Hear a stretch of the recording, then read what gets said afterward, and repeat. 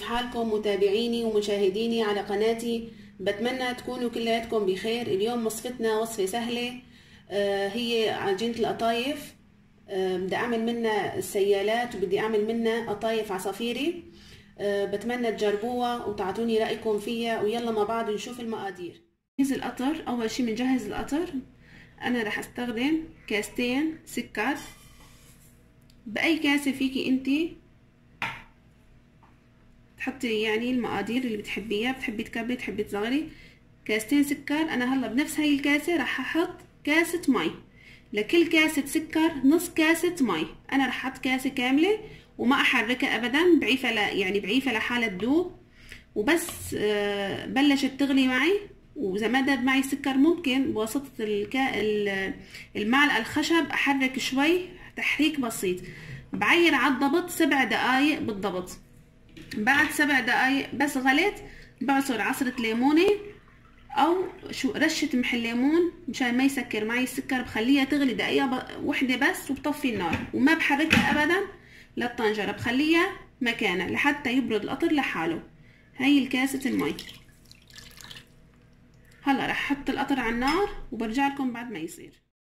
غلى عندي تقريبا صار له 3 دقايق عم بيغلي، ما حركته ابدا ولا ضفت له شيء ابدا، والنار ناره على نار وسط، ما عليت تحته مشان ما يحترق القطر يعطينا طعمه مو طيبه ابدا. هلا بستنى ليصير 7 دقايق على الضبط. بعصر عصره ليمونه بسيطه، ما بكتر مشان ما يحمض معي القطر، وبخليه يغلي شوي وبطفي تحته. وهيك القطر صار معنا جاهز.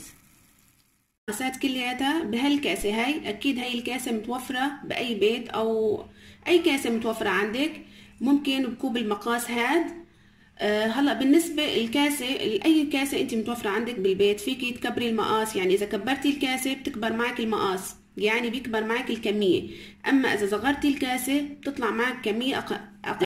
هلا حسب كل واحد وعائلته. يعني اذا عائلتك كبيره بتكبري الكاسه، اذا عائلتك صغيره بتصغري الكاسه، بس بدك تمشي بنفس الكاسه تاخدي المقاسات كلياتها واحد. هلا طريقتي هاي بدون خلاط، بدي اخلطها على ايدي بالمضرب الشبك يلي ما عنده خلاط. واذا عندك متوفر خلاط الافضل بالخلاط بتخلطيها. يلا مع بعض نشوف الطريقه. واذا حبيتوا تشوفوا المقادير رح اكتبها تحت بصندوق الوصف. 4 أكواب ونص ماء دافئ،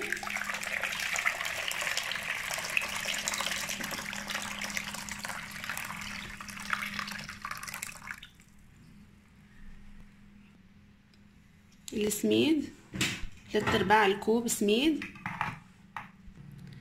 3 أكواب من الطحين، معلقتين صغار من النشا، ومعلقتين صغار بيكنج باودر.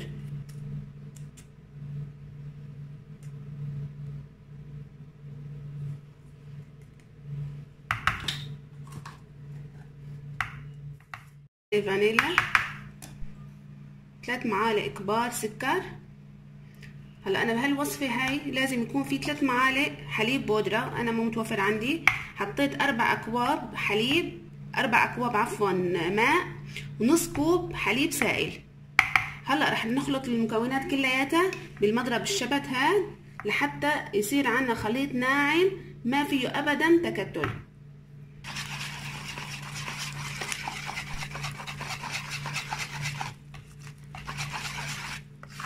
بضل بخلط هلا الخليط لحتى يصير عندي خليط ناعم ما فيه ابدا تكتل. برجع بقول هي الطريقه يلي ما عنده خلاط بريق خلاط كهرباء.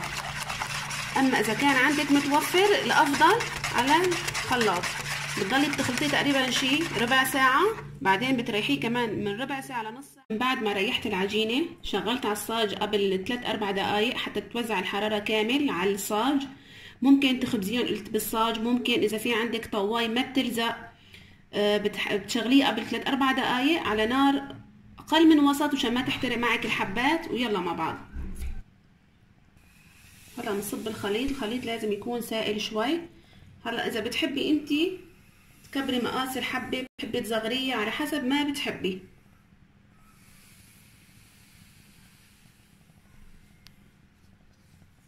بنتظر شوي.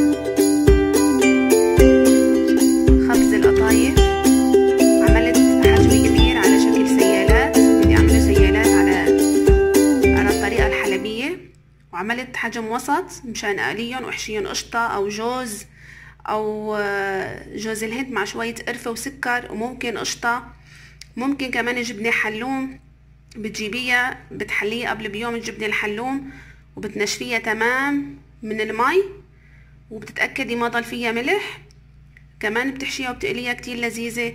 وفيكي بنفس هاي العجينة تحشيها اي حشوة انتي بترغبي فيها وبتسكريها تمام وبتفرزيها لوقت ما بدك اياها بتطالعيها وبتقليها وبتحطي عليها القطر. هلا في شغلة تانية بالنسبة للقلي، في ناس ما بيحبوا يقلوها مشان ما تغب كمية زيت كتير. فيكي تدهني بعد ما تسكريها، تدهني كل حبة شوية زيت وتدخليها الفرن فقط من فوق يا دوب تاخد شوية لون ذهبي فاتح، بتقلبيها على الطرف الثاني وبتطالعيها وبتحطي عليها شوية قطر. وألف صحة.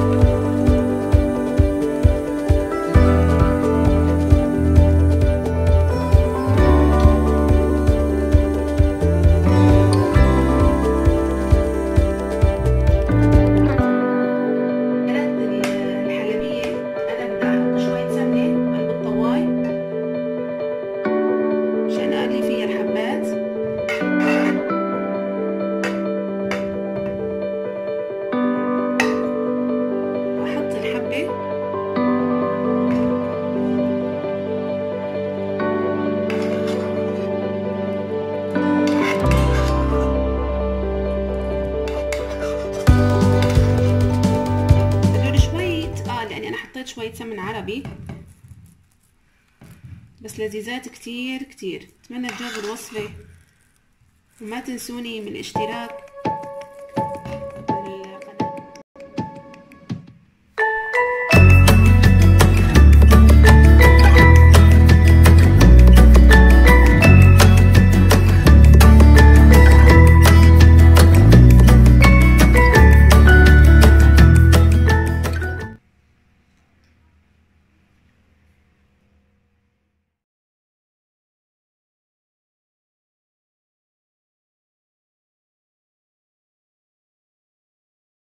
وهذا شكل النهائي للقطايف وقطايف عصافيري وسيالات حلبية. بتمنى تكون عجبتكم الوصفة، ولا تنسوني من الاشتراك واللايك واستنوني بوصفات جديدة.